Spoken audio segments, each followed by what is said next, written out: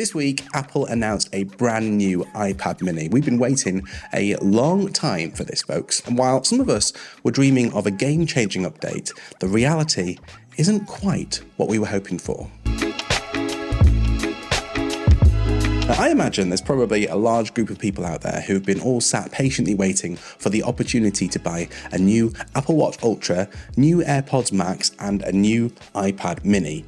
2024 could have been the biggest year for them. Well, this year's tech dump has come around and Apple has decided to thank them for their patience by releasing the exact same Apple Watch Ultra as last year, but with a black paint job, the exact same pair of over-ear headphones with some new paint jobs, and a USB-C connector, let's not forget about that. And then we have the new iPad mini. Waiting for this new iPad mini has felt like waiting for a long lost package to arrive, only to open it up and find out it's socks.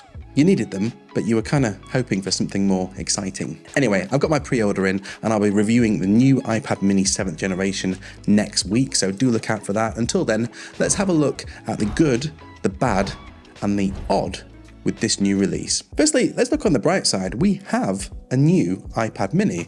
I was starting to think that Apple might quietly consign this model to the dustbin of history. It's a much loved device, but the lack of any upgrades and relatively poor sales have left many people wondering what the future might hold for this little single-handed device. But no, the new model is here and it's got a new-ish chip. It's the A17 Pro, which we saw feature in last year's iPhone 15 Pro models. Now that's significant for two reasons. Firstly, this iPad mini will definitely be capable of running Apple Intelligence, and as we don't get this feature in the UK until December, I can't really comment on whether that's any good, but after all the hype, it blooming well better be. The second reason is that it will beef up the speed and power of this device. My trusty 6th gen iPad mini was really starting to show its age, especially next to these new M4 edition iPad Pros. Now, I've made a few videos about using the mini as a handheld gaming device, and the A17 Pro chip will really help out here. Ray tracing, for example, is a great addition, and especially if you fit on a decent controller like this one from GameSir,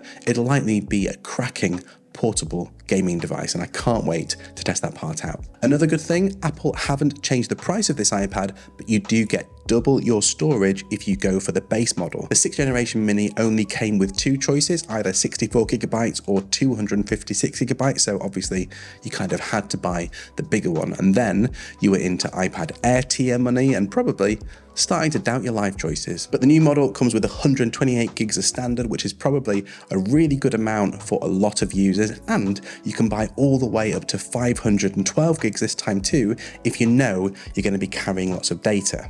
And given Apple have advertised being able to use pro apps like Logic on the new iPad mini, you might need it. Another good thing, the new Apple Pencil Pro will work with this iPad mini, so you get the ability to have that creative control over illustrations and notes with the magic squeezy feature. Important to note, the 2nd gen Apple Pencil will not work with this new iPad mini, so if you're trading up from the older version and you bought the 2nd gen Pencil to go with it, you might as well just bundle them together and get them on eBay pretty sharpish. If you don't need the features or the wireless charging that come with the more expensive Pro Pencil, but you do still need to use the mini for writing, don't worry, because the cheaper Apple Pencil that you charge using a USB will work on the new iPad mini too. Now, while we're on the topic of good stuff and value, let me tell you about something that I think is a great investment, and that's my community membership. If you enjoy my content and you want to support the channel for the price of a couple of coffees each month while gaining access to exclusive weekly behind the scenes rambles from me, plus direct Q&A sessions, access to all my digital products before they get released, and best of all, monthly prize giveaways. Just check out the link in the description or in this code over here. We've actually given away a few £1,000s worth of prizes just in the last 12 months, including tons of cool keyboards and a brand new Ultra Human Air smart ring. Now, not only do you get extra content, but you'll also be helping me keep this channel growing without having to rely on sponsors. Thanks for supporting the channel in whatever way you do. And now back to the iPad mini. Now let's move on to some of the disappointing things. And yeah, there's a few of these, so I'm going to try not to bring the vibe down too much. To start with, this is in almost all ways the exact same iPad as the 6th generation. It's the same size, weight, it's got what seems to be the same camera, same speakers, same bezels, which, to be honest, are starting to look pretty big now. It still uses Touch ID and not Face ID, and according to Apple's specs, it seems to have the same battery size and capacity. As for the main differences, they're basically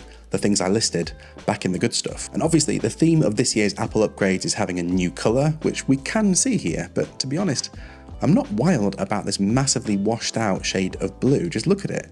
It's barely even a colour at all. I don't know, maybe it looks better in person. So when Apple says that this is a new iPad mini that is, let me just check my notes here, built for Apple Intelligence, it's more like that this is an existing iPad that's been upgraded for Apple Intelligence. Even over on their website, it's not listed as the iPad mini 7th gen, it's labelled the iPad mini A17 Pro in brackets, which is interesting because it's clearly not a Pro device, and we'll get back to that point later. Another thing, it is the same display.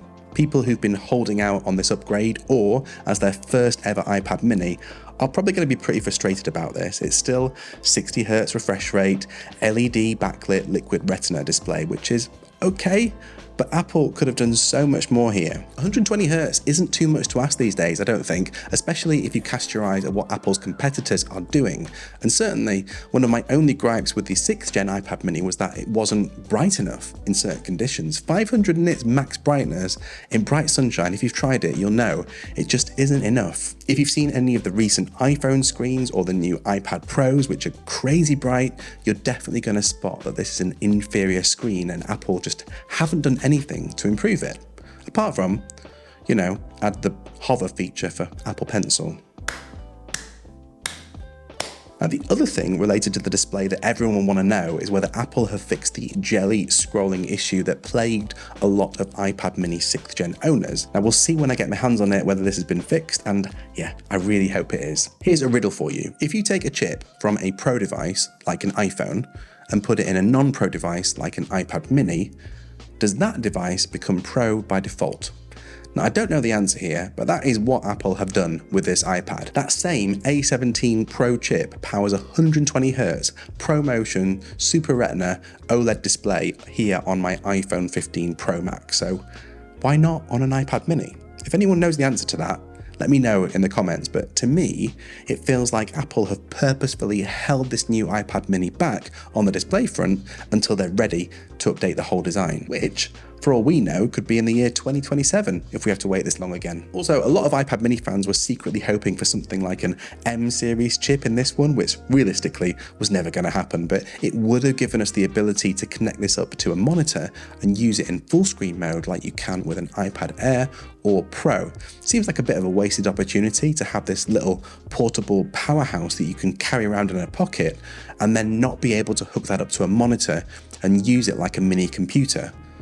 Maybe next time, eh? Another odd thing that might affect you if you're thinking about buying this, Apple have killed off the physical SIM card slot in this new iPad mini. So for people who want cellular data via this device, it's now eSIM only. Now, I know that a lot of pilots swear by using the iPad mini for navigation, so that might affect you if you're planning on taking this in your plane and you need to be able to swap out SIM cards for different countries, for instance. Maybe not, but it seems like an odd thing to change when almost everything else is the same in this new iPad mini. And that's the overall theme here. Same, but different. Very slightly different. If you're not subscribed to the channel, make sure you've done that and you'll be able to see my full hands-on review of this device when it lands next week. And if you've got any questions you want me to tackle in that review, just drop them in the comments below and I'll do my best to investigate. Meanwhile, if you're looking at this device and wondering if you should invest in the iPad Pro instead, check out the 5 reasons that made me switch up from the previous generation iPad mini. And I'd say they're pretty much all still valid at this stage. See you next time, folks.